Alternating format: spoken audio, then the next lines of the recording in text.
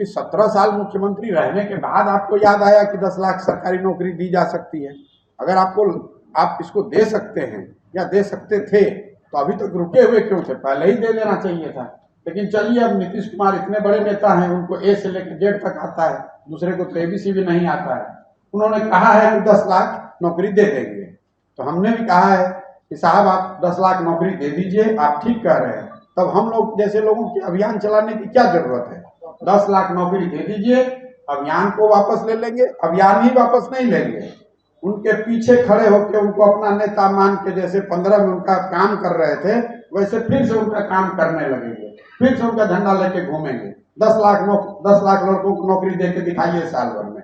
एक मिनट सवाल आपने पूछा है, आपकी जानकारी के लिए बता दूं कि उस 12 महीना में 1 महीना निकल गया, दूसरा महीना चालू है।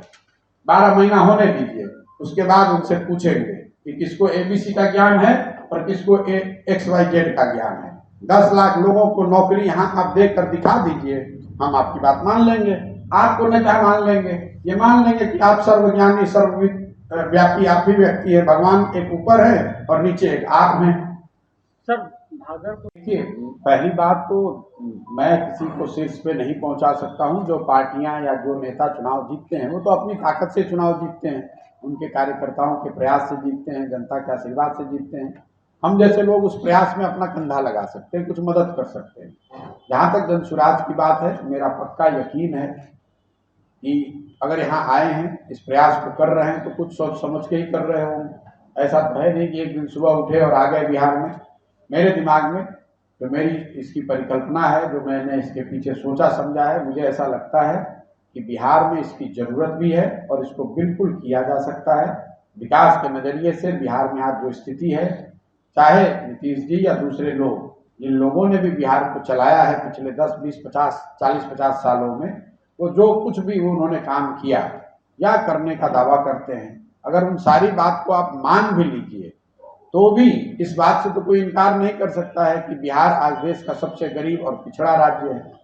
देश में सबसे ज़्यादा अशिक्षित लोग, सबसे ज़्यादा बेरोजगार लोग, गरीबी रेखा से सबसे ज़्यादा नीचे रहने वाले सबसे ज़्यादा लोग बिहार में ही रहते हैं। सबसे ज़्यादा पलायन इस राज्य से होता है। मैं कल नीतीश जी के बयान में देख रहा था, उन्होंने कहा कि इन लोगों को पता नहीं है एबीसी का ज्ञान नहीं है, बिहार में कितना काम हुआ है। ठीक है भाई, हमें तो एबीसी का ज्ञान नहीं है, आपको तो ए से लेकर जेड तक का ज्ञान है। आप ही बता दीजिए कि क्या क्या काम हुआ है। बताने से चिंता क्यों करते हैं? बता दीजिए, हमको नहीं बताइए, नीति आयोग को बता दीजिए, जो आंकड़े बना रहे हैं लोग उनको बता दीजिए, बिहार के बेरोजगार युवकों को बता दीजिए कि भाई क्या क्या काम हुआ है, बिहार की महिलाओं को बता दीजिए, जो 50% लोग गरीबी रेखा से नीचे रह रहे हैं। बिहार में 13 करोड़ लोग रहते हैं, 13 करोड़ से ज़्यादा लोग, उसमें 8 करोड़ लोग दिन का 100 रुपया नहीं कमाते हैं। 17 साल से नीतीश बाबू मुख्यमंत्री हैं, वो कह रहे हैं कि किसी को एबीसी का ज्ञान नहीं है। ठीक है भाई, हमें तो नहीं ज्ञान है, तो आप अपने ज्ञान से लोगों को बता दीजिए कि वो 100 रुपया इनकम उनका क्यों नहीं बढ़ रहा है। आप अपने ज्ञान से युवाओं को बता दीजिए कि उनको नौकरी कब मिलेगी, उनको रोजगार कब मिलेगा। आप अपने ज्ञान से लोगों को बता दीजिए कि उनकी स्थिति कब सुधरेगी, बिहार के शहरों की, गाँवों की, गलियों की, सड़कों की स्थिति कब सुधरेगी, आप बता दीजिए। किसी को ये कह देना कि इनको एबीसी का ज्ञान नहीं है, ठीक है भाई, ज्ञान नहीं है। बिहार में एकमात्र पढ़े लिखे समझदार व्यक्ति नीतीश कुमार के शब्द में सिर्फ नीतीश कुमार ही हैं। दूसरे आदमी सब अनपढ़ हैं, हम लोग सब बेवकूफ़ हैं, हम लोग को कुछ नहीं आता है। एकमात्र पढ़े लिखे समझदार व्यक्ति नीतीश कुमार हैं, उन्हीं को सब पता है, किसी को कुछ दूसरा नहीं पता है। गठबंधन की नई सरकार बनी है, तेजस्वी मंत्री नीतीश कुमार ने कहा कि केवल पब्लिसिटी के लिए आप काम करते हैं और बीजेपी को भी मदद करने का आरोप लग रहा है। मुख्यमंत्री जी ने क्या कहा, मेरे पास उसका पूरा अभी उनका कोई वीडियो मेरे पास है नहीं, मैंने भी कहीं देखा है। नीतीश कुमार जी बुजुर्ग हो गए हैं, बुजुर्ग नेता हैं यहाँ के, अब वो कुछ बोलना चाहते हैं तो उनको बोलने दीजिए, उस पर टीका टिप्पणी करने का कोई मतलब नहीं है। नीतीश कुमार जी की जो, अगर वो कोई बिहार के विकास के मुद्दे पे बात कह रहे हैं तो उस पर बात करना ठीक है, लेकिन व्यक्तिगत टीका टिप्पणी करना मेरी समझ से वो ठीक नहीं है। उन्होंने जो कहा वो उनकी सोच है, मेरा उससे कोई लेना देना नहीं है। कौन बीजेपी के साथ काम कर रहा है, कौन किसके साथ काम कर रहा है, जहाँ तक मैं जानता हूँ या आप जानते हैं अभी 1 महीना पहले तक तो बीजेपी के साथ ही नीतीश जी थे, अब पहले पक्ष में थे अब विपक्ष में हैं। तो नीतीश जी अगर इस तरह का सर्टिफिकेट दे रहे हैं किसी दूसरे को तो उसको तो आप हास्यास्पद ही मानिए। बाकी उनको हमारे अंदर की बात अगर उनको जानकारी है तो आप मान लीजिए कि नीतीश कुमार की विद्वता है ये।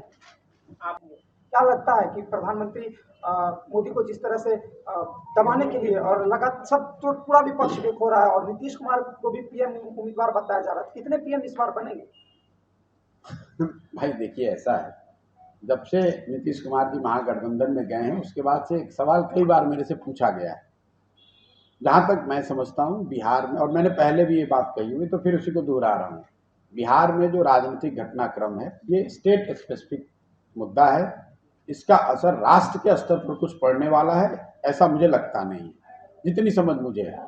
अब लोग बता रहे हैं कौन पीएम मटेरियल है, कौन दल बनेगा, कौन विपक्ष बनेगा, मुझे इसकी जानकारी नहीं है।